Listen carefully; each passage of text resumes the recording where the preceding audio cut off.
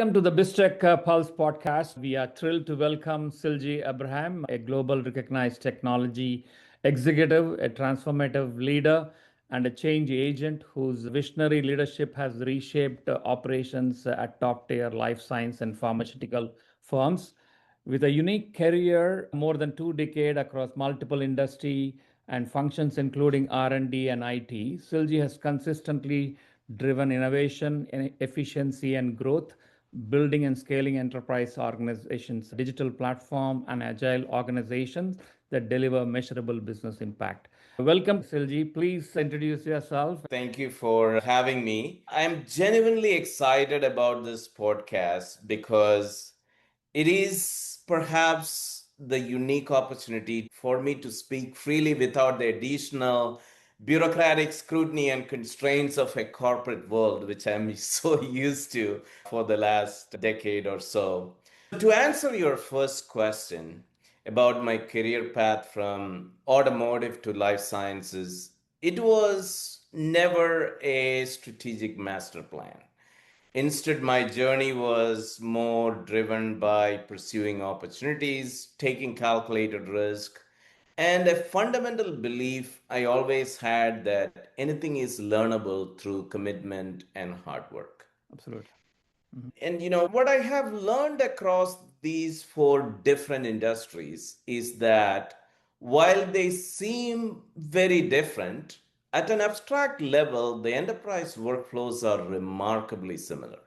Success comes from being willing to commit, listen, and learn, and always operate from the first principles. Especially as a senior leader, it's all about allocating the time and energy on the most probable worst outcome and be prepared for deal with that eventuality because you can never predict the future, right? One may think that this is a little bit of pessimistic view, but the reality is, as a leader, celebrating success is very easy. It is just the cheerleading for your team. So that's always given, right?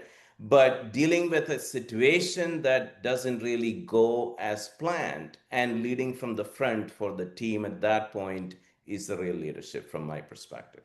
That's a great one. Let's get on to the first question, especially this regarding a cross industry leadership evolution which you had. How did the transition across these dramatically different industry and functions shape your leadership philosophy? And what universal principle of technology and business leadership have you discovered that transcend industry and functional boundaries? I always entertained any opportunities that come on my way as long as it has got two fundamental ingredients. One is it is an opportunity for me to learn something new.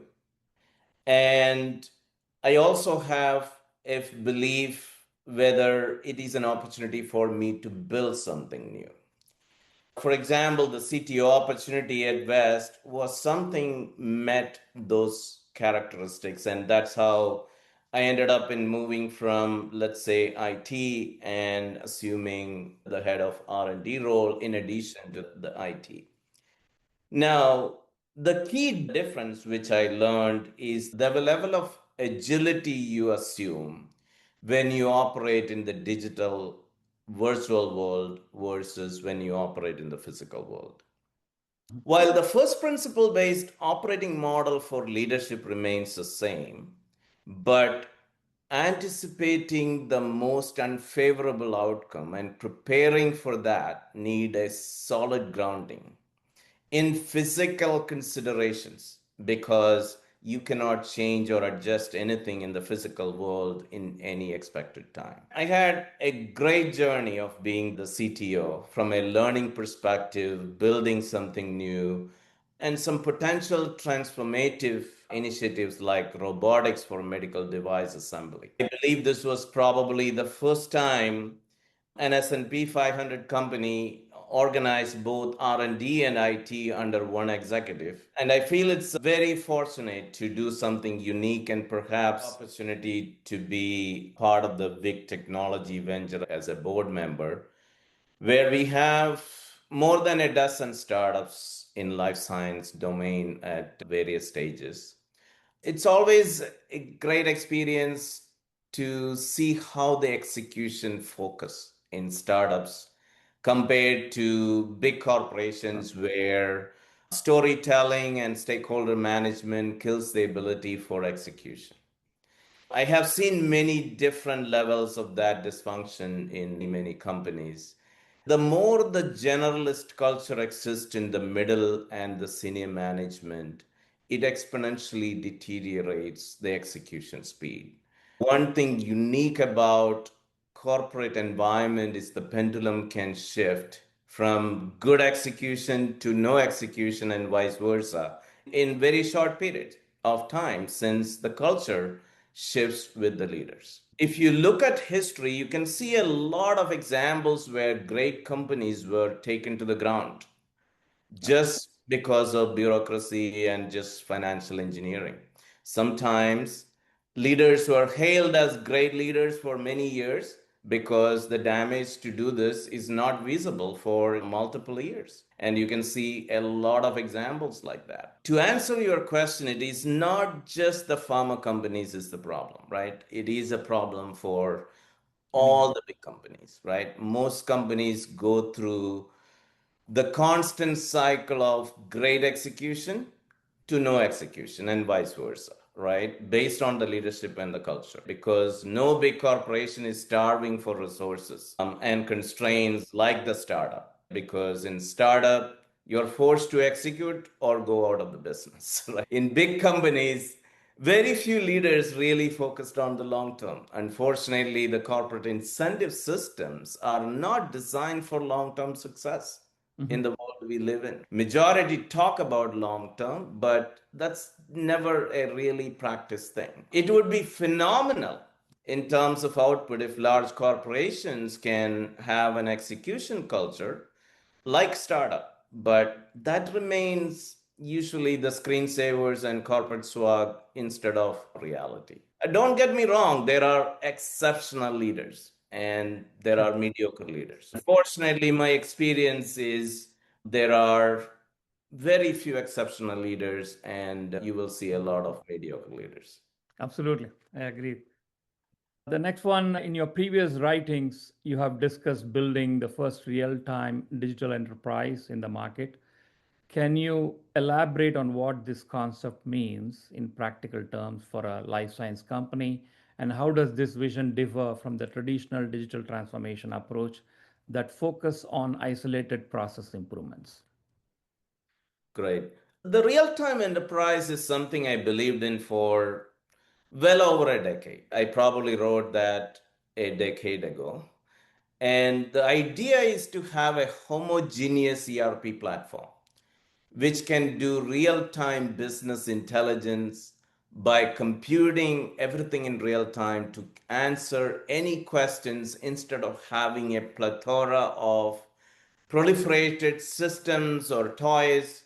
And then the IT organization copies all these data from hundreds of systems, model the data models, and create analytics platforms with very nice names like data lakes or data lake houses and all that stuff. And enterprises are always working and making key decisions with stale data because imagine how a bureaucratic decision making chain works in the enterprise, right? There are multiple levels of analysis. Paralysis goes on days and weeks before a corporate decision is made, right? And if you really think about it, the enterprises works with stale data. That's the truth. So the real time enterprise is still a long way away because the ERP companies are not incentivized to do these things because the stickiness of that business is so much greater than any business in the planet today. When is the last time you have heard somebody in SAP moved to Oracle or somebody in Oracle moved to SAP? That never happens, right? It only happens when an acquisition happens and a company really putting together and transition operationally and trying to put a company together. So that's the only time it happens. So there is little incentive for the ERP space to reinvent with technology. But if you think about it, it is definitely possible with the massive accelerated computing enabled by the GPU infrastructure we have today, the exponential decrease in the cost of memory, and the immense capabilities of the large language models. But I only see this happening if one of the hyperscalers decide to build the next generation real-time business ERP. So I think those are organizations with the right muscle power and capabilities to really reimagine. The benefit of real-time ERP enterprise is really huge. If an enterprise is truly real-time, you can perhaps eliminate 80% of the knowledge workers, right? Because imagine the efficiency that brings to the business. It is unbelievable, but obviously the incentive systems are not there for the existing ERP companies to reimagine. This brings me to an interesting topic that if you look at the Ubers of the world, right, where the matchmaking happens between the driver and the passenger in a real time basis, mapping algorithm, everything is real time. That's companies like Uber and Airbnb, these guys have broken the real time application, which gives the customer or a user the real incentive of what the real time can do. Oh, yeah, absolutely. Those are really examples in the consumer world, right? Yeah. And absolutely, those are real time applications, and it has shown the possibilities. By taking one use case and showing the possibilities there, the enterprises operate in a totally different world, and it stays like that. And as I said, usually these things happen when you have the right incentive system, and unfortunately, not everything is perfect from an incentive system, and that's what these behaviors will continue. Sure, I agree. I still remember during the COVID-19 pandemic, I think you stated that the COVID-19 pandemic re-emphasized the importance of making quick decisions, noting that learning to make instant decision based on risk profiles and realizing execution at incredible speed is a way to lead a crisis. You rolled an S4HANA during COVID globally. How did your leadership, philosophy, and technology capability prove most critical for rapid decision making? Yeah, it's a very interesting question. COVID-19 was indeed one of probably the most impactful business crisis happened in our lifetime. For some businesses like healthcare sector, it was an economical tailwind. And for many traditional business, it was a huge economic headwind. Being in healthcare and drug delivery, it was indeed a period of tailwind for West Pharma when I was there, operating under the crisis created by the pandemic. I was undertaking a huge program to deploy a greenfield implementation of S4HANA globally, which in most normal circumstances is a crisis by itself. And disruptions are the usual outcome, right? So I was left with the decision of indefinite delay or postpone the rollout or go forward with the deployment in January of 2021. I was able to make the decision instantly because I always practice managing everything based on the first principle. I know the atomic level details. I know what could go wrong and what can I do to manage any unknowns. I didn't have to create a conventional committee to do an analysis and report it back, which happens in normal corporate setups. No one would want to take the accountability. That's just the general operating model in a lot of organizations. So I always believe in the first principles leadership and knowing the details and learning the details. It's very possible that you don't know the details, but you should be humble enough to sit down and learn the details and use the privilege as a leader to really spend the time to do that. At the end of the day, mastering what you manage through everyday learning commitments is an important leadership trait, right? As I said, that is one privilege which all the leaders have, but I don't see consistently leaders utilizing it. The other one which I saw in West Pharma, you had a whole internal team which did this without external help. That's Right. amazing. I wonder if you can talk about that. Yeah, that's definitely not something new for just West Pharma. I have done the same in my previous job. When I was at Sigma Aldrich, I built technology center in Bangalore and basically built the entire IT delivery organization for the company there. Same did with Millipore Sigma, and I did the same at West Pharma. And I think at the end of the day, it is all about the philosophy that something like technology is constant is a total myth from the first principles philosophy because it changes every day. The business changes every day. The way you try to solve things changes every day. And if you go back to the basics of any manufacturing, and the continuous improvement is something a lot of people talk about it all the time. And so, how do you really do continuous adjustment and improvement to something which runs the transactions as the backbone of the company if you don't have a focused, dedicated, committed, and knowledgeable set of talent who can really do that on consistent basis? And so you have to really have that if you want to make progress. And I strongly believe in it. I am totally convinced that is the only way you can actually continuously offer the enhancement for ever changing business to reduce the frustrations. Very nicely put it. Do you have, for first principles, any good recommendation on the books or place where someone is interested in first principles?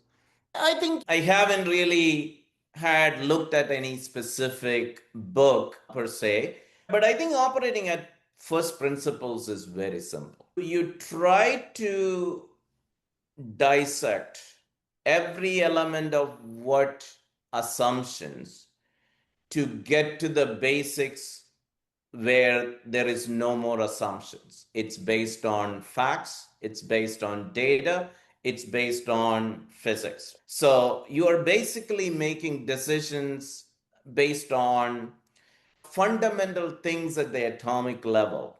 And you're not making decisions on he said, she said either. Got it. So if you don't know something, you have to really spend the time to learn it. It is hard work to learn things. Absolutely. You have to have that commitment. But I'm a big believer of it, and it has worked for me personally, I would say. I'm probably one of the few CIOs who never had to go on an apology tour after ERP rollout, right? And I have done dozens and dozens of rollout in multiple companies, and I never had to go through an apology tour. So it has been great. And I always have been fortunate to have the great team. Don't get me wrong. But operating in that principles has saved me from having to do that, which Right. normally happens in a lot of places.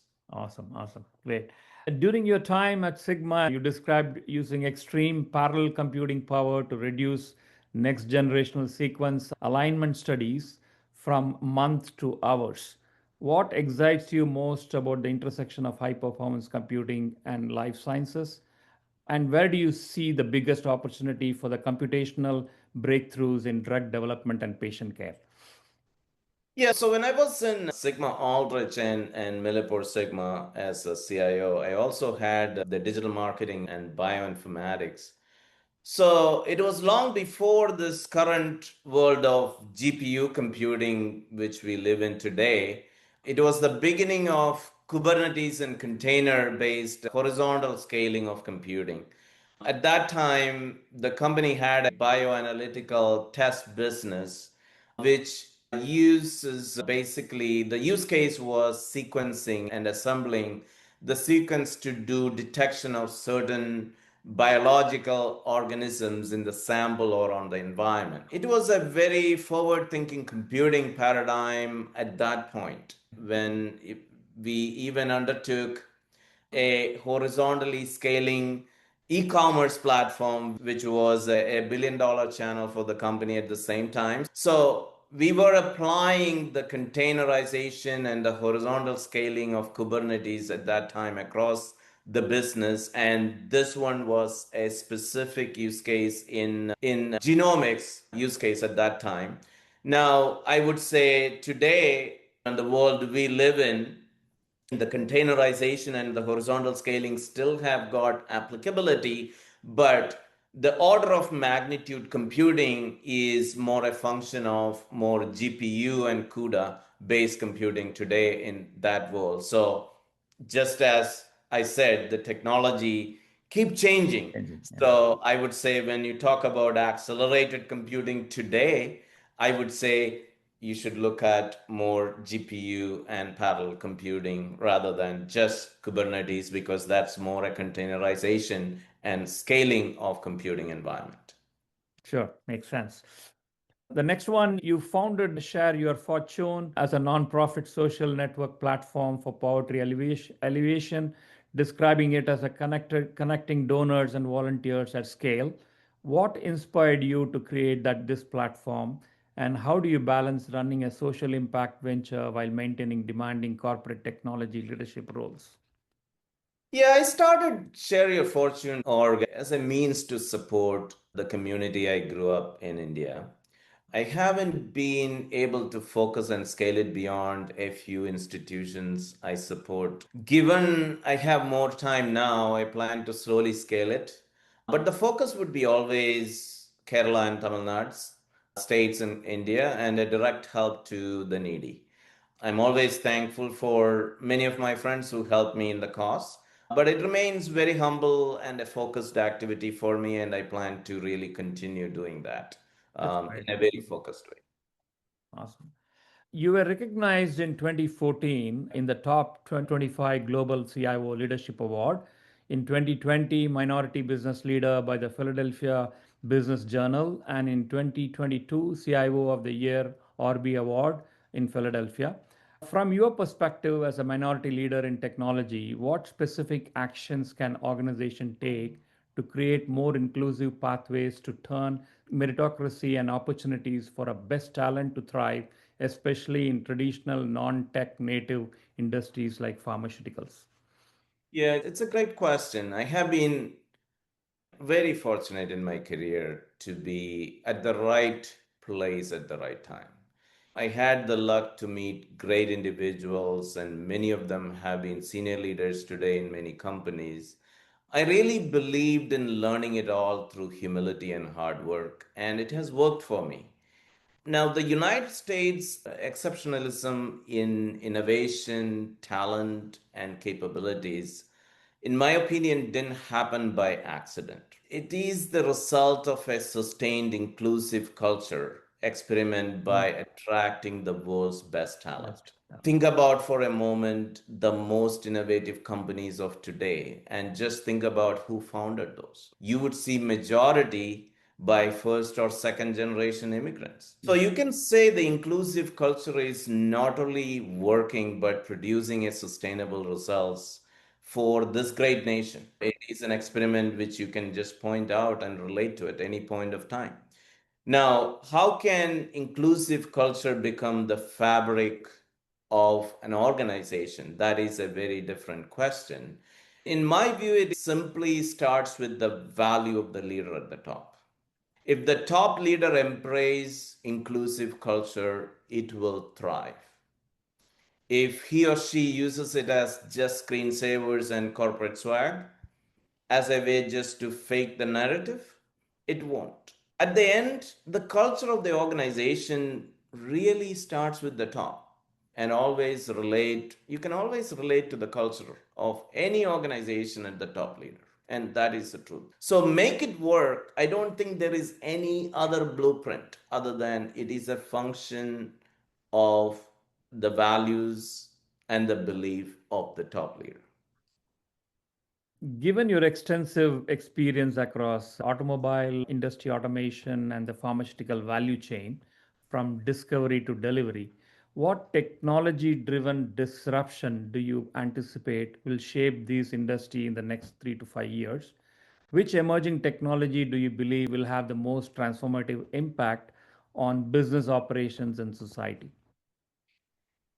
Starting from 1995 or 96 onwards, we have seen a significant disruption in business from the internet era, right? That led to cloud and hyperscalers who are the dominant force in technology landscape. No matter what business you do today on the planet, you are dependent on the hyperscalers. Suddenly a small company from nowhere emerged dealing with the computer graphics and a whole new paradigm of computing called accelerated computing using GPU with massive parallel processing. NVIDIA today has a full end-to-end coverage of data center, including computing and network. What I believe is all the data centers is going to become an AI data center with NVIDIA gear through the number of years and decades to come. This exceptional capability evolved with the large language model and also with the multimodal models. We are looking at significant disruption. I remember a decade ago when we talk about moving to cloud, almost all functions in big corporations, whether it's legal, quality, regulatory, HR, every functions and leaders were concerned, right? There were so much concerns, right? It took almost a decade for organizations to move their infrastructure to the cloud, to the hyperscalers. I assume the friction is going to be more this time because this time this is about automation of knowledge work,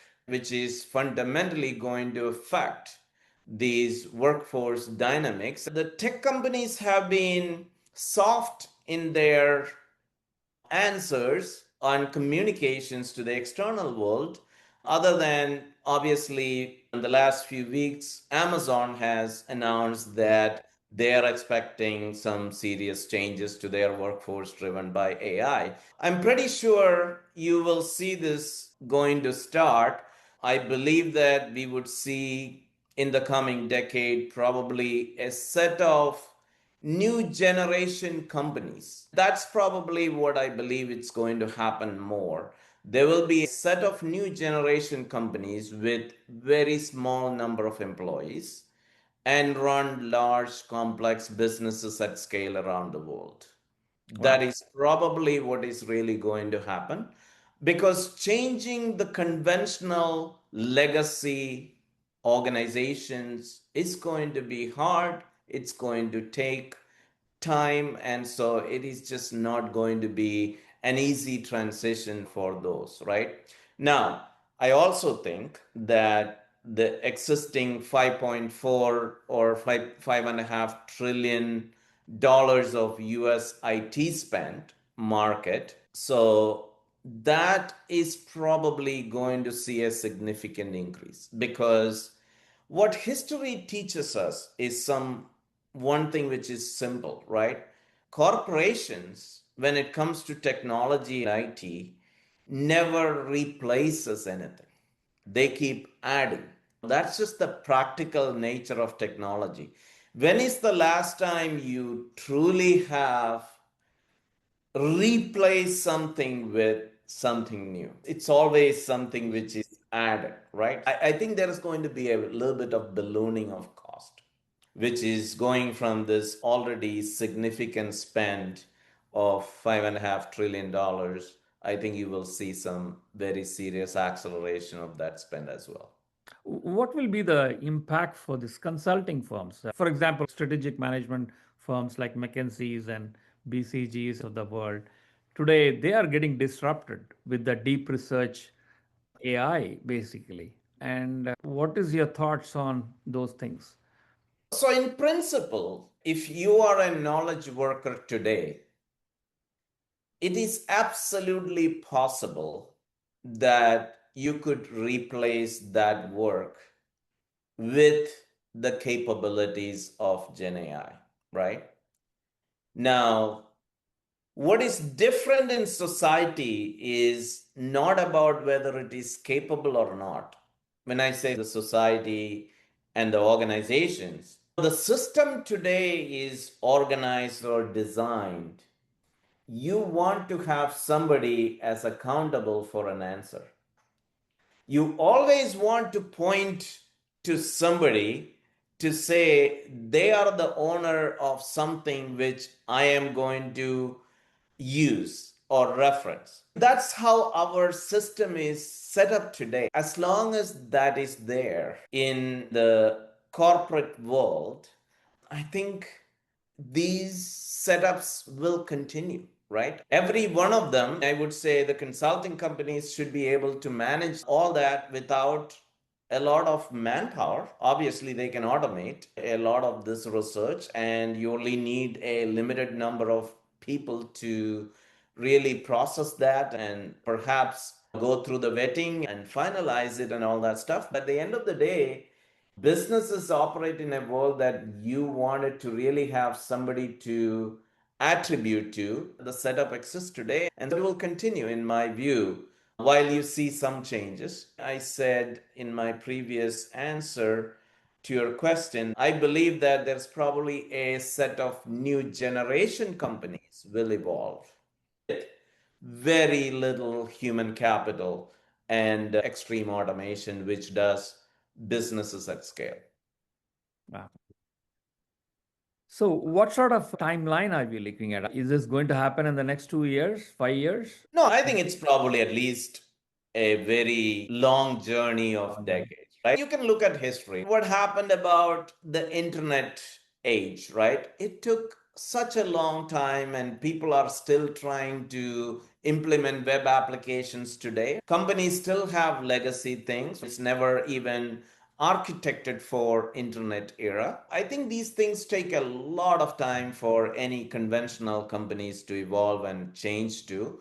What is going to happen is going to be peer pressure, right? So certain industries, especially tech industries, I'm assuming that you will see a lot of efficiency driven with automations. Then it will start into other verticals. Those peer pressures probably will drive a little bit of efficiency, but I think it's definitely going to impact in the longer term. And I hope that the GDP grows in proportion so that the society as a whole don't see a significant impact. That is my hope. Geopolitics is probably a whole other podcast discussion which based Yes. on what goes on now, but I'm hoping that the whole world GDP grows in proportion to really address this disruption in a way that it is not going to be painful.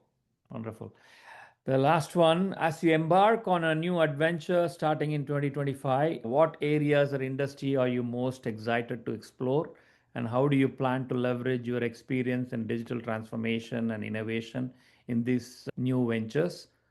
In our prep call, you mentioned the future of computational storage in the sciences. Can you break down how integrating genomics and proteomics pipelines directly into the SSDs could reshape the industry? Please share some use cases if possible. Yeah, I've been very fortunate, as I mentioned in my career so far. Had a great opportunity to learn new things, try new things, build new things, especially with R&D and IT together. I believe which is a very unique combination. I've been very fortunate to create half a dozen of R&D centers, dozens and dozens of successful leaders who are still in the industry and doing great things, right? Some of the foundational things I was able to do still runs the companies like Sigma Aldrich and Millipore Sigma and West Pharma, right? The Elastic e-commerce platform, which I started in Sigma Aldrich and then Millipore Sigma, still runs the leading life science e-commerce platform today. The S4 HANA implemented at Millipore still runs the company. Same with West, right? It's going to be there for decades, and I'm very happy I'm in a position to have this wonderful time for me to learn and perhaps explore something new. It's more experiments at this time. Nowadays, I'm spending a majority of my time learning, which is really what I enjoy. It really enables me to think about some new ideas and concept. Computational storage for genomics and proteomics data pipeline is just one of the topics which I'm experimenting with. The use case is to bring an order of magnitude computational efficiency for genomic and proteomics data pipeline by doing the computation in the storage itself and relieving the CPU and memory from that. That is what fundamentally that is about. And again, it is only at the beginning stages at this point. It is among just the many things which I'm exploring nowadays. It's definitely one of the fascinating areas I'm exploring, but I really enjoy the learning aspects of it. I started even vibe coding. I would say I never thought in my lifetime I will be able to really do something like vibe coding, right? You feel like superhuman. When I used to write code 25 years ago, the most frustrating part of the coding was about debugging, right? Sometimes you spend days to look at something, what is happening. And the vibe coding eliminated the whole frustration, more like a new hobby of coding. And I really like it actually. As computational storage fits into that, it is definitely something which I'm looking at, but I haven't decided on it. But that is definitely in my radar. No, I think the whole coding paradigm has shifted, right? It's good to have the basics strong way we used to learn earlier. Right. Now, I think with the tools available and even the overall coding time or application customization time has drastically reduced. Oh, yeah, absolutely.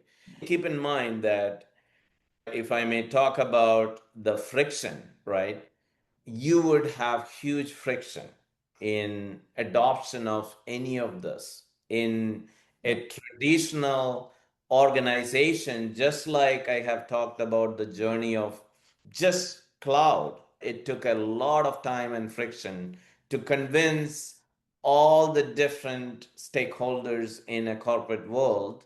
This will be much more friction because you're creating a situation you can automate a lot of knowledge work, right? So I'm pretty sure there is going to be significant friction, which is going to be predominantly driven by quality, regulatory, legal, and all that functions, HR, every functions. So it will probably take decades to really drive that into traditional organizations. That's why I believe that there's probably a set of new generation companies is going to evolve, right?